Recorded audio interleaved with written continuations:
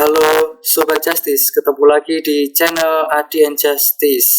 Kasus perseteruan antara Cynthia Chandranaya tim dan tim bela diri bersatu. Jadi mereka menilai bahwa Cynthia ini melalui videonya melakukan pembodohan dan juga kebohongan. Kebohongan dalam arti bahwa video itu dibuat melalui efek sinematografi, tapi ditampilkan seolah-olah itu sebagai real kenyataan. Pada pokoknya seperti itu penilaian publik, sehingga menuntut klarifikasi dari Cynthia Chandranaya dan tim tentang video-video tentang keaslian video-video mereka. Adi and Justice akan melihat dari perspektif yang berbeda masalah miskomunikasi. Miskomunikasi atau kesalahpahaman dalam komunikasi itu bisa disebabkan oleh banyak faktor. Pertama, disebabkan oleh prejudice atau prasangka. Prasangka ini bisa benar, bisa juga salah. Salah ketika ternyata setelah di cross check ternyata misalnya fakta atau realita itu tidak sesuai. Salah satu contoh prasangka yang bisa salah misalnya, tidak mungkin bahwa kemampuan manusia itu bisa push up dengan satu jari. Itu tidak masuk logika dan tidak mungkin. Itu prasangka salah satu yang muncul. Guinness World Record ternyata telah mencatat rekor dunia push up dengan satu jari. Simak videonya ya. Jadi ternyata push up satu jari itu mungkin dilakukan oleh manusia. Kemudian miskomunikasi yang kedua bisa disebabkan oleh informasi yang diambil berdasarkan sumber data yang tidak valid. Netizen itu banyak sekali mendownload video Cynthia Chandranaya, kemudian mereupload setelah memodifikasi bagian-bagian video itu, kemudian menambahkan narasi-narasi berdasarkan perspektif mereka tanpa menyebutkan link asli video yang mereka modifikasi. Nah, data ini bisa dikatakan tidak valid. Padahal data ini dijadikan referensi oleh netizen ya untuk menilai video-video Cynthia Chandranaya. Tidak validan ini bisa menimbulkan miskomunikasi. Itu yang kedua. Miskomunikasi juga bisa muncul karena provokasi. Di media YouTuber itu kita lihat banyak sekali provokasi ya. Jika eskalasinya semakin tinggi, miskomunikasi itu bisa menimbulkan akhirnya perbuatan melawan hukum pidana. Tidak hanya dari pihak yang berseteru ya, tapi bisa juga pihak-pihak melakukan penilaian maupun penghakiman. Saya ambil contoh pencemaran nama baik atau perbuatan tidak menyenangkan.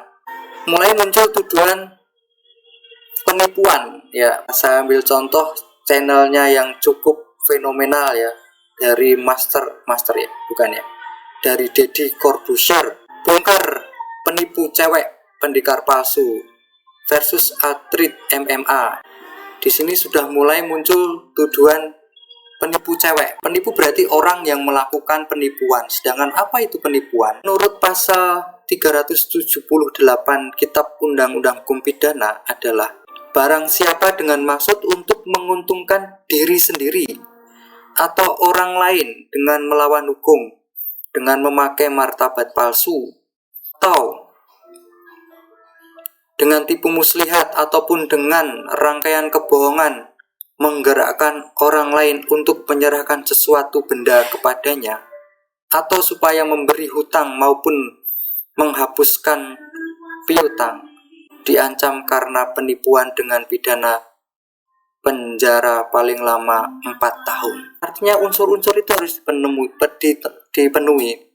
Orang itu menggunakan martabat palsu atau tipu muslihat atau serangkaian kebohongan yang digunakan untuk tujuan agar pihak lain menyerahkan aset atau kekayaannya kepada pihak yang menipu itu. Di sini ada tujuan untuk menguntungkan diri sendiri. Cynthia Chandranaya kalau ditelusuri mungkin ada unsur bohong, namun bohong itu bukan penipuan. Saya ambil contoh sederhana ini ya, contoh sederhana. Banyak sekali kita melakukan kebohongan ya. Misalnya kita bertamu, bagi kita yang orang Jawa kan suka sungkan-sungkan bertamu, terus ditawari, ayo kita makan dulu. Enggak, terima kasih, sudah kenyang. Padahal aslinya lapar. Dan orang ini terpaksa bohong karena tidak ingin merepotkan tuan rumah. Nah, itu salah satu bohong. Dan itu bukan penipuan. Karena kalau penipuan itu ada tujuan untuk menguntungkan diri sendiri. Bohongan serangkaian hubungan yang terus-menerus sehingga orang lain menyerahkan sesuatu yang berharga miliknya untuk pembohong ini. Ini salah satu contoh miskomunikasi yang eskalasinya akhirnya menimbulkan perbuatan-perbuatan melawan hukum pidana. Mengambil sumber data yang tidak valid itu juga berpotensi melanggar hukum hak cipta, seperti kita mendownload video tanpa menunjukkan sumber referensi, memodifikasi. Itu si pemilik video bisa keberatan karena video itu, setiap video yang diupload itu melekat hak moral bagi pemiliknya. Karena yang pemilik hak moral itu bisa keberatan ketika videonya dimodifikasi, dimutilasi tanpa izin. Itu salah satu contoh dampak-dampak miskomunikasi yang eskalasinya semakin tinggi bisa berpotensi menimbulkan perbuatan melawan hukum di ranah hukum pidana. Nah, tuduhan-tuduhan itu akan bisa kembali ke penuduh sebagai, jika tidak terbukti, bisa menjadi pencemaran nama baik, perbuatan tidak menyenangkan.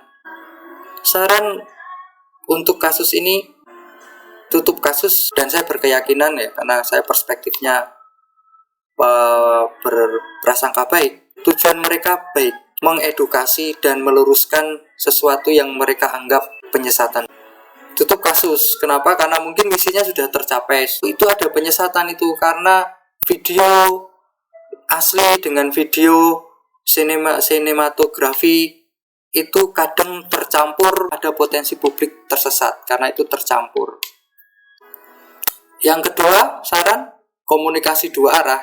Jadi pihak yang berseteru bertemu. Yang ketiga, jika memang mau menuntaskan dan mencari kebenaran, ya ke pengadilan. Sangkaan pihak-pihak yang dirugikan ya bisa melaporkan pihak Cynthia ke pengadilan, tentunya dengan legal standing yang kuat. Khususnya pencaksilat ya tidak bisa orang per orang mewakilkan atau mengatasnamakan sebagai pencaksilat. Mewakili pencaksilat, saya seperti saya misalnya, saya pernah ikut pencaksilat ya, Satria Muda Indonesia, Kosike Kerasakti. Kemudian saya mengatasnamakan pencaksilat. Oh, Cynthia Chandranaya ini mencemarkan nama pencaksilat. Tidak bisa. Saya tidak punya legal standing yang kuat untuk mewakili nama pencaksilat. Nah, bisa melalui organisasi pencaksilat. Itu jalan akhir untuk menuntaskan pencarian kebenaran. Tapi saya kira tidak perlu sampai di situ. Karena penyebab awalnya adalah miskomunikasi dari menurut perspektif adil and justice ya. Dan miskomunikasi itu diselesaikan dengan yaitu tadi memperbaiki pola komunikasi.